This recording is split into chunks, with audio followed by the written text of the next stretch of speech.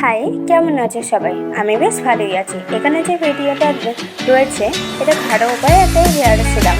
আমরা বাজারে দোকানে যে সিরামগুলো কিনি না, অনেক কেমিক্যালযুক্ত। এটা আমাদের হেয়ার ফল হয় আর চুলের আগগুলো ফেটে যায়। তা আমি এখানে 4 চামচ মেথি নিয়েছি। তোমরা যেগুলো নিয়ে অনুযায়ী নিতে পারো। আর আমি এখানে তারপরে 1 চামচ কালো জিরা নিয়েছি, তারপর কারি পাতা নিয়েছি আর জল দিয়ে এটা ফোটাবো। তারপর খুবই উপকার। চুলে শ্যাম্পু করার পর চুলে যখন স্প্রে করবে তো চুলটা ঝরঝরে হবে। আর তোমার যেহেতু মেথি কালো জিরে চুলের পক্ষে খুবই উপকার, তো কোনো অসুবিধা হবে না।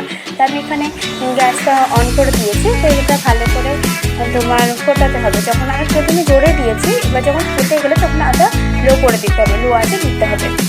তো দেখো এখানে ফুটে গেছে, তো হয়ে গেছে, কালারটা বেশ হয়ে এসেছে। তো ঠান্ডা করে আমি একটা বোতলে ঢালবো।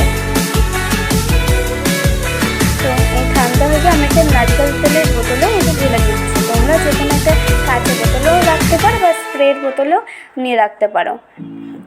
তো এটা রোজ ইউজ করলে ভালো উপকার।